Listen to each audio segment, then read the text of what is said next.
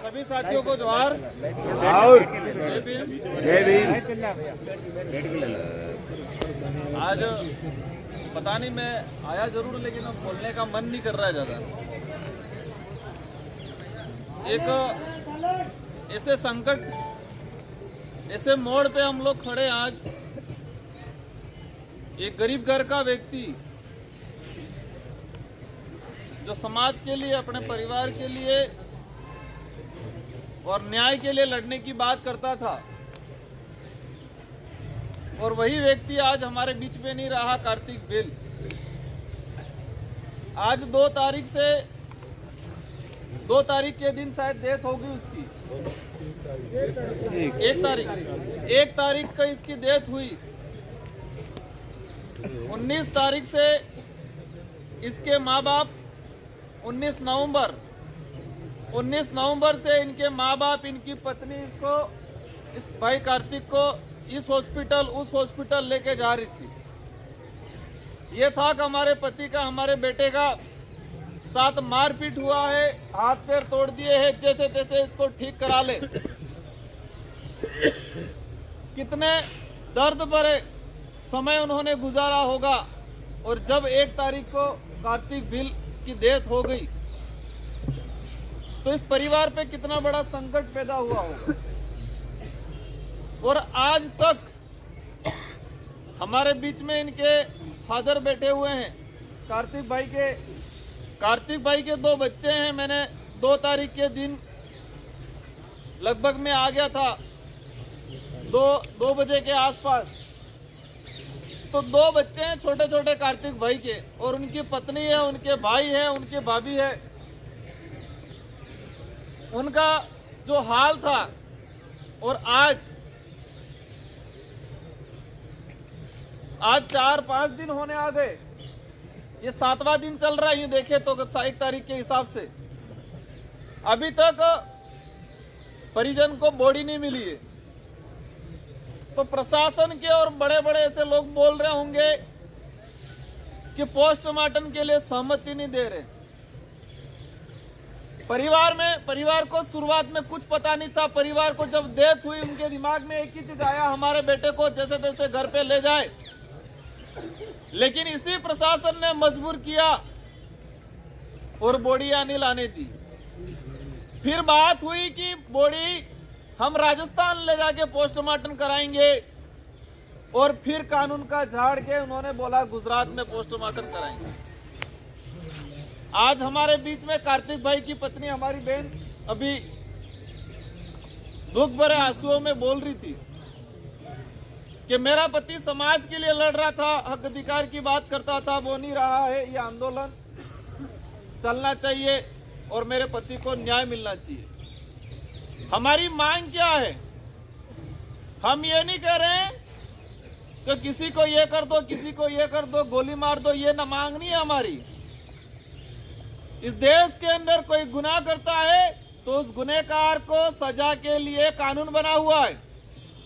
तो हमारा यही कहना है कि कार्तिक भाई के साथ जिन 8 लोगों ने मिलके मारपीट की, इन 8 को गिरफ्तार किया जाए। पुलिस ने कह रही है कि 2 जनों को गिरफ्तार कर लिए, 2 ही जने थे। तो कार्तिक भाई के साथ में जो बंदा था, उसके भी हाथ पैर तोड़ दिए हैं।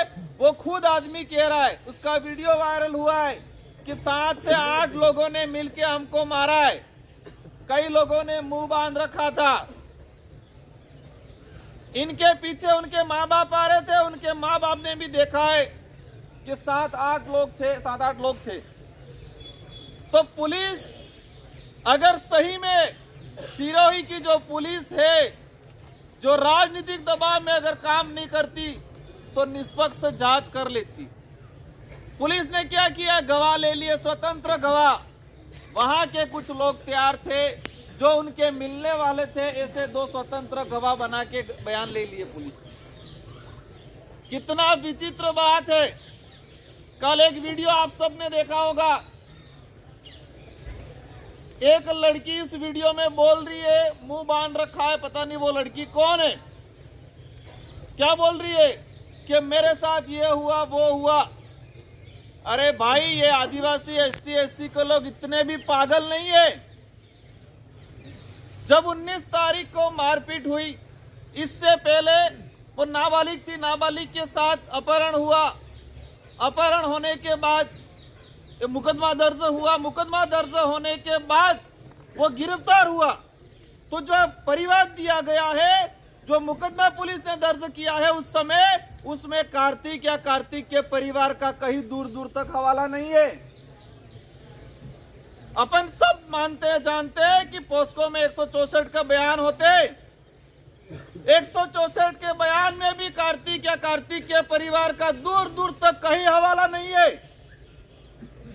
और अभी इस आदमी के मरने के बाद उस बच्ची को आगे ढाल बना रहे ये लोग, सिरोही के ऐसे निकम्मे लोग उस बच्ची की इज्जत उछाल रहे, उस पे दबाव बना के उन लोगों ने वीडियो वायरल कराया कि कार्तिक भी था, कार्तिक का भाई था।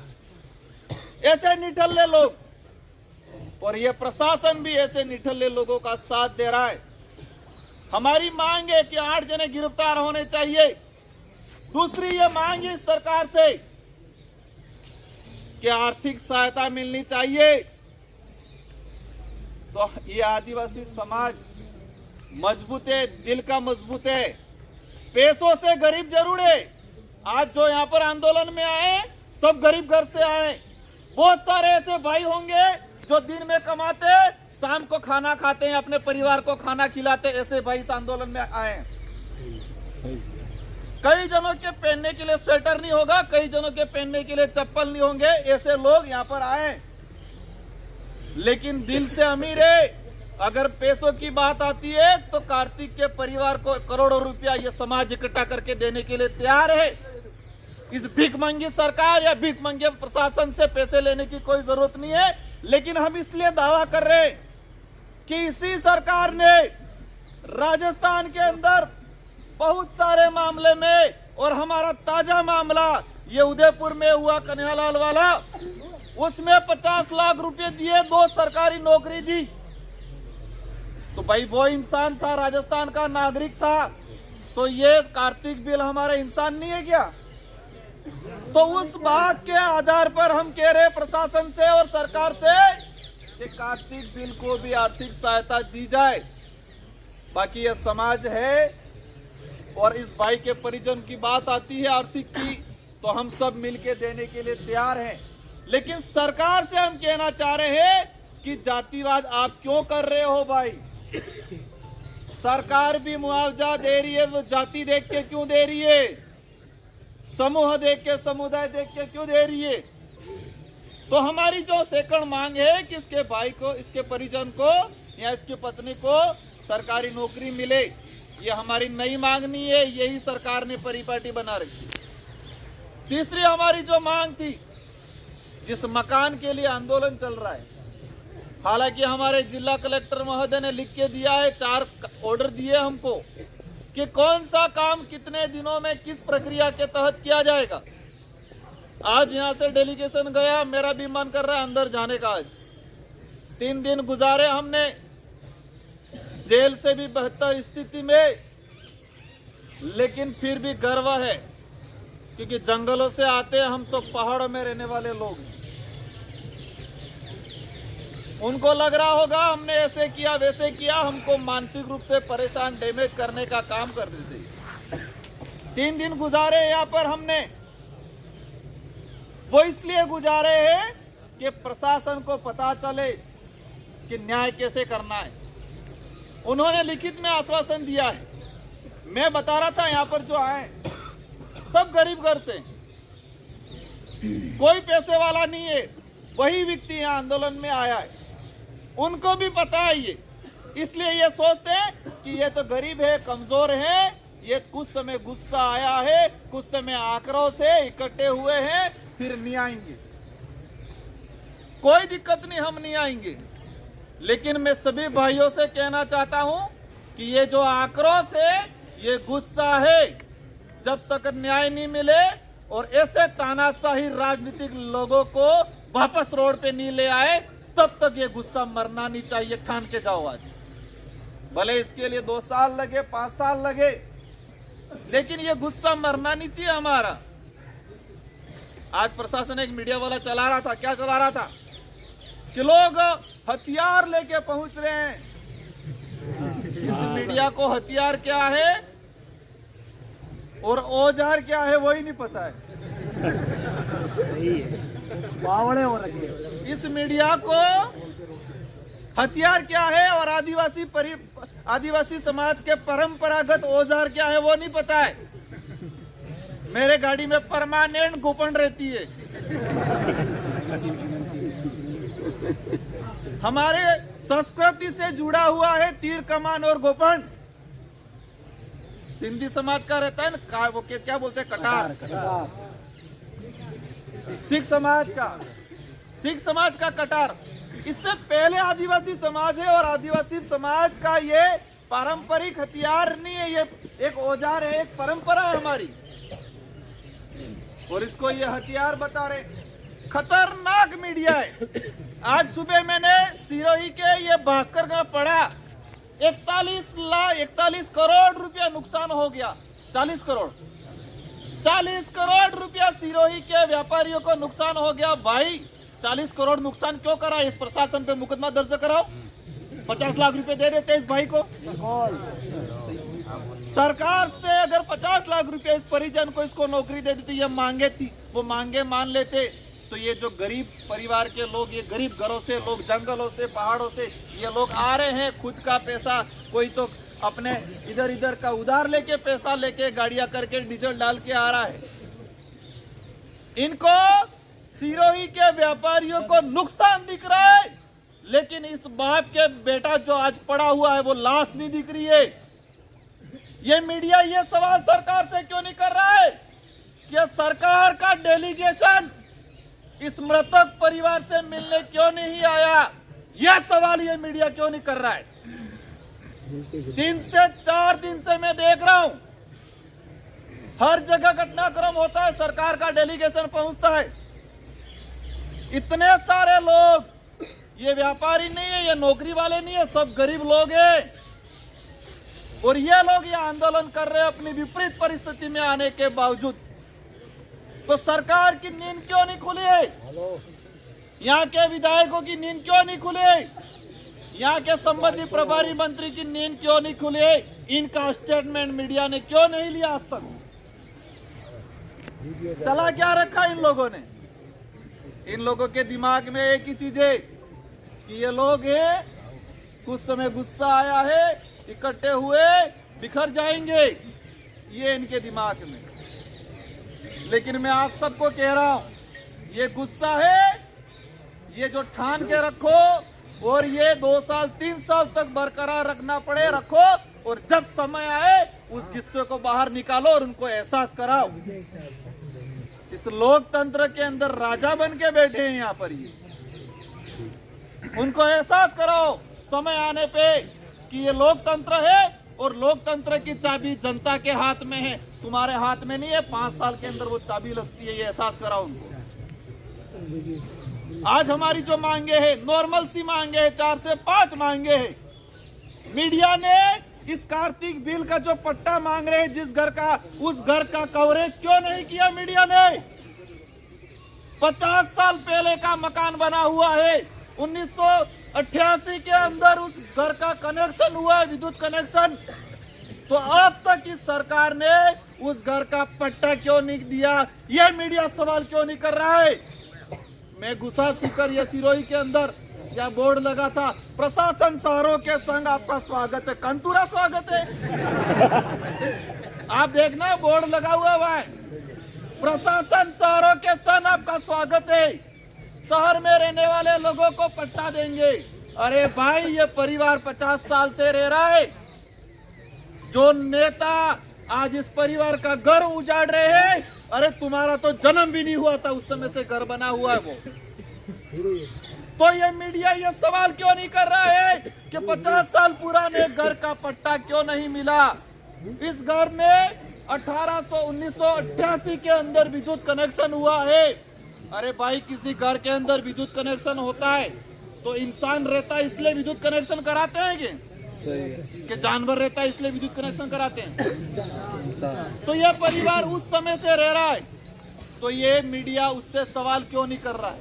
आज आपके माध्यम से इस प्रशासन से कहना चाहूंगा कि जो पोस्को का मुकदमा दर्ज कराया है, उस मुकदमे में क्या श्रवण और कार्तिक का कोई हवाला है? उस नाबालिग बच्ची के बयान हुए 164 में, उसके में क्या कार्तिक के परिवार का कोई हवाला है? यह मीडिया छानबीन करे तो मैं मानूंगा सिरोही की सच्ची मीडिया है और हमारे देश का चौथा स्तंभ है, ये मानूंगा। इन नेताओं के गुलामी पे आप मत चलो। मैं आपसे दो हाथ जोड़ के अनुरोध करना चाहूंगा, जो सच्चाई है उस सच्चाई को सामने लाने का काम करो। आप लोग आप पे भरोसा करता है, हर इंसान सुबह उठ के न्यूज़पेपर पढ़ता है, मुझे सच्ची खबर मिलेगी। हर इंसान सुबह उठ के फोन देखता है, आपकी क्या खबर आई है। इनकी विश्वसनीयता पे आप सब कहीं धोखा कर रहे हो और देश का चौथा जो स्तंभ है उसको आप अपंग करने का काम कर रहे हो। आप वास्तविकता क्या है, वास्तविकता को खंगालो आप लोग। आज मेरा विशेष व्यक्तिगत अनुरोध है आप सभी से, भले घर चले जाना, भले यहाँ पर 10 जने बैठेंगे, भले 1 जना बैठेगा, लेकिन यह आंदोलन चलता रहेगा। फिर हमारी कमेटी बना रखी है, क्योंकि मैं डूंगरपुर सिरोही से 84 से आता हूँ, हमारे सागवाड़ा विधायक जी हम दोनों आते हैं। हम पे हमारा क्षेत्र का, पूरे जिले का हर क्षेत्र का भार है, हम इतना दूर से आते हैं। लेकिन मैं आप सबको राय देता हूं कि एक कमेटी बनाई है, वो कमेटी डिसाइड करे कि ये आंदोलन को किस रूप देना है, कैसे देना है। और इसमें मेरा भी मैं सुझाव रखूंगा। और आसपास सिरोही के जो भाई आए हैं, जालोर के भाई आए हैं, आसपास के जिलों के जो भाई आए हैं, इस मारवाड़ के अंदर, इस क्षेत्र के अंदर जो बीमारी घुसी हुई है कि जाति को देख के पुलिस का लट उठता है, जाति को देख के तहसीलदार का कागज हिलता है, जाति को देख के सरकार का स्टेटमेंट आता है। ऐसी सरकार, ऐसे तहसीलदार, ऐसे पुलिस वालों को आने वाले समय में ठिकाना लगाना है। और वो आपके हाथ में है, वो ताकत आपके पास है, लेकिन इस ताकत को आप लोग भूल गए हो। सुनने में आया था निर्दलीय चुनाव जिता के बिजाया ST SC के लोगों ने, और आज आपको ही मार रहे हैं। उनको ये भी पता है ये कुछ समय बाद वापस भूल जाएंगे। अगर वास्तविक कार्तिक बिल का न्याय चाहिए तो ऐसे लोगों को ध्यान में रखो, समय आने पर इनका इलाज करना है।